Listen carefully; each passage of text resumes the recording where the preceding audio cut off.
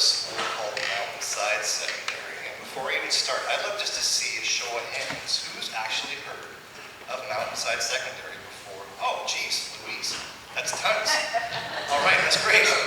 I'll keep it short then. No. I was sent the scripture ahead of time by Blair, and I read it a couple of times and decided I might leave the theological weavings of that to somebody more suited than trying to do it myself. But I will do this. I will draw the analogy, well, not the analogy, but Jeremiah, I believe, was the appointed teacher. I did confirmation. I grew up in the Lutheran church, and after my confirmation class, in grade 8, I got a little plaque and said, Jeremiah, because I'm Jeremy, the appointed teacher. So if anything, I'm here talking about school on a day that Jeremiah was sharing with you about real estate. So we'll leave it at that. I'm here today just to talk. I came to know of I've actually known your church for a long time, but last year, Christina Kinch and I made a connection around some stuff at my school. And in the spring, we had said, hey, wouldn't it be neat for you to come and talk to the folks at Lynn United Church about what you're doing? And I said, sure, that sounds great. And then everything changed. And then Blair sent me an email probably a month ago saying, are you still coming? And he said, I thought, sure, that sounds great. And then off we went into the school year. And if anybody knows the school year, September for a principal is probably the busiest time of the whole year. So Blair sent me a kind email last Tuesday saying, so we're good for Sunday. And I went, oh my goodness, that's right, Sunday. So Blair and I had spent some time on the phone last week, and I thought I would just come and just tell you a bit about what we're doing. And how Christine and I looked at what the work that you're doing might find itself working with the work that we're doing. So to share with you a bit, Mountainside Secondary is North Vancouver School District's newest and smallest secondary school. Some of you may be familiar with schools, Keith Lynn, the Lucas Center. Well, those schools have closed as of last year. And Mountainside Secondary has become the new school for alternate education in the district. And we're working real hard to shake what used to be the stigma of those kids that went to those schools. Because I went to Keith Lynn for a long time, and the kids that went to Keith Lynn had a terrible reputation, supported mostly by those that had never set foot inside the building. So we now come here today, on any day, saying we are a new school trying to make a new place for our kids to learn and become new people. But at my school, we try to access and engage what are typically the most disengaged students and youth in North Vancouver. Selfishly, I'm trying to reform the education system. I want to see lots of schools look more engaging, not just for those that need it, but for anybody, because there's those that are lucky enough to come to mind, and there's lots of kids that just kind of float along, sort of getting along okay, but not really getting what they need. I try to bring passion and compassion to everybody that comes into my building, whether you're a student or an adult or a guest or anybody. Trying to build a culture of deep care and respect, where relationships in the building are built on authenticity, mutuality, and are unconditionally offered. We're trying to foster for my students what for some of them is probably their first taste of actual community. Obviously, we're trying to graduate students with a diploma, prepare them for the workforce, but most importantly, teach them to think and advocate for themselves, for their community, and for the environment. We've been talking a little bit with our staff, almost considering what we do a radical form of hospitality. Blair had given me a set of questions, kind of like, here's some things that you might want to talk about. One of the questions was just talk about the spiritual and emotional needs of the students at your school, which are deep. My students at my school are an amazing bunch, but by virtue of being there, they come with challenges right off the top, be it family or housing or mental health, addiction, or anything. They come to us feeling not connected. So right off the bat, their emotional needs are deep. But spiritually, I would describe a lot of our students as having these chasms, these voids of spirituality, whereby they've actually never had the opportunity even to stop and think about it. But in my talking with them and my working with them, you know that they want it. They just don't even know how to voice that they want that. Being victims of abuse, suffering from addiction and mental health, family struggles, these students have a real hard time accessing any community, any.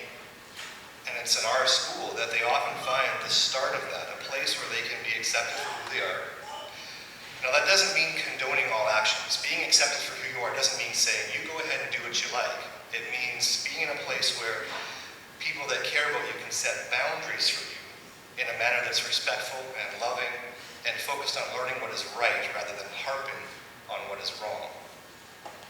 These students do long for community and they deeply desire to be included. But unfortunately, it's, most of the establishments and institutions that these kids come up with have a hard time offering it. The external behaviors that some of my students and lots of students exhibit may be seen as socially inappropriate. Some dress aggressively, some are homeless, some are drug addicted, some are so anxious and depressed that they can't make it to school. They can't take the bus, let alone get to a group somewhere. So ironically, these students of mine, and in lots of other places who need this community the most, need it to help them feel confident and cared for enough to begin to reflect on how they might be a part of it, are often the first ones to be or feel excluded from it. My wife and I used to work at Highlands United Church in Edgemont Village. We were the youth leaders there at Highlands. And it was during my time there that I learned really clearly that my work with youth in a church context or not was not to try and engage them in intense spiritual conversations in a community, but it was to begin to set the stage for those conversations by immersing them in a community that was not going to give up on them, even when they were crazy or hormonal and emotional and annoying and vulgar or anything else. Sometimes working with youth, all youth, in whatever context you're in, is about weathering the storm of adolescence, so that when they come out of it, they know that you will still love and care for them. It's about connecting with them, not curing them. So when I reflect on the spiritual and emotional needs of my students, I would say that they're actually not that different than any students, or any adult for that matter. They want to find an environment that can weather their storms long enough so that they can begin to explore their storms. Now, to be honest, I grew up in small town Alberta. I moved to BC 15 years ago, and I've had a pretty easy go of it. And I tell my students often, at 16, you probably had to overcome more hurdles at 16 than I've had to overcome at 37, or that most of the adults in this building who have gone to university and came from families that provided that for them. So I can't help but think it's hard for anybody that finds themselves living a tough life, that it's got to be hard to reflect on your own sense of spirit. Or reflect on your connection to whatever God it is that you might believe in when you're faced with things like hunger or mental health or addiction or anything else that youth are faced with these days. Christina Kinch from last year actually connected because she was connected through the United Center, a place I hold really dear to my heart. And last year I found out that Christina was working here, and she actually started doing some yoga and some meditation at her school for small groups of kids. She'd come once a week and say, hey, let's have a yoga group. And she'd get 6 or 8 kids coming, and then through that she started to connect with some kids who were really aching to talk about religion. Be it Christianity or Buddhism or whatever it was, they just wanted to talk about how do you make sense of all these kind of crazy things that happen in life sometimes.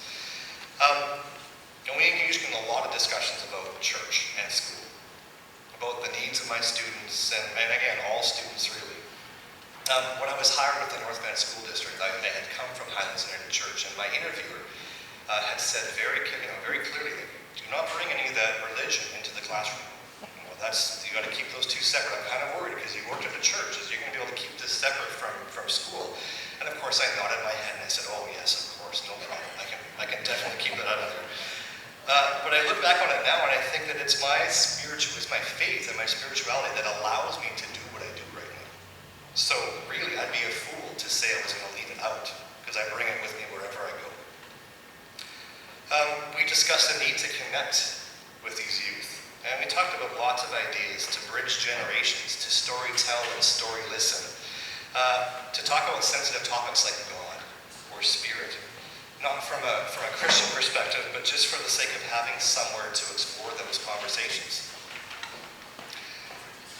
Working in Narragansett one summer, I remember very distinctly a faith exploration process, and it was simply this. Finish this sentence. The God I believe in, ... And see, we were encouraged to sit there and think about, okay, what is the God that I believe in? That personal, intimate God that I believe in. And it allowed you to just say, what do I believe in? And to share that with somebody else. It was a huge process. And so Christina and I talked about, is there a space for that in this congregation or at my school where kids can have that conversation without feeling dogmatized or anything else? We spoke a lot about how students from my school in this congregation could connect. Seniors' teas hosted at both sites, a barbecue or a lunch, making and sharing a meal, opportunities for students at my school that live in this area to connect with people that also live in this area. We left it in the spring that we would come back to that conversation in the fall, and here I stand now. To be fair, the connection was strengthened by a deep connection between Christina and myself, but knowing Blair, I'm here just to say, who knows at this point. Blair had asked me again to reflect on what ways we may be able to continue to connect this congregation and my school. How is this congregation may be able to support the work that we're doing at my site? That's a good question. I guess I would start with a wondering about whether this congregation would want to be involved in our school, or in any school for that matter, or with youth. Today I'm not here looking for handouts or free lunches or a portion of the offering or anything like that. I'm here today just to talk with you about community and supporting the hard to support and welcoming the sometimes hard to welcome. My wife, who's also named Christina, was on a trip to Mexico with the United Church Young Adult and Youth Group a number of years ago. She was just out of high school, and the group, it's a very cool fusion, because you guys have come back from Africa from this summer and hearing the work of Camp Fergus. There's a lot of really exciting things happening right now. So she'd gone down to Mexico and saw such incredible poverty and injustice, and the group really wanted to do something. And so, they met with the head of a local agency working to bring justice to those that couldn't find it. And they said, what can we do to help you here? What can we do to help? We want to do something, please. Feeling almost disempowered by their sense of wanting to help them. And the person said very clearly, and she remembers this distinctly, they said, go back to Canada and take care of your homeless and hungry and sick there. By taking care of where you are, you will help us, because you're spreading the good deeds there around.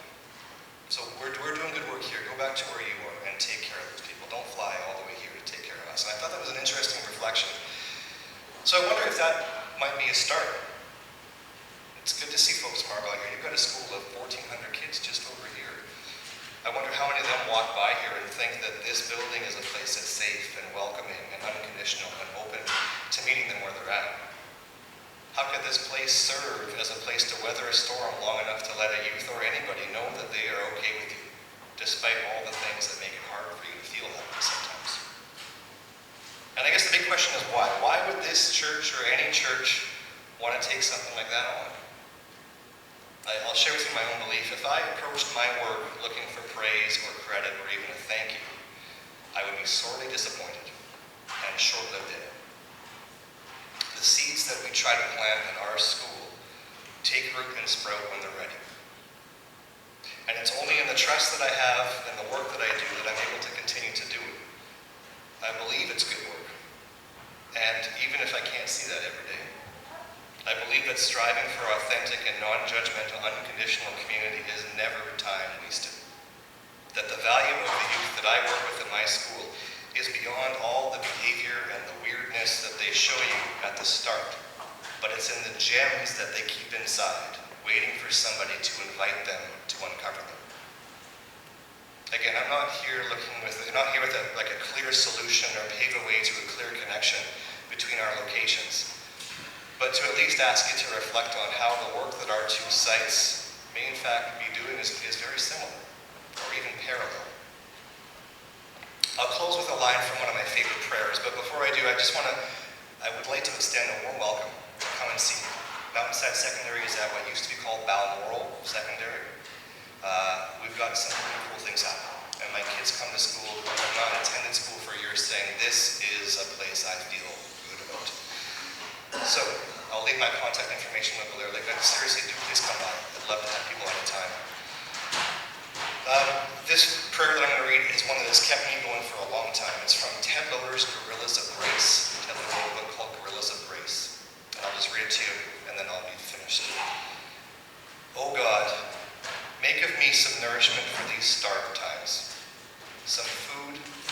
brothers and sisters who are hungry for gladness and hope, that by being bread for them, I may also be fed and be full.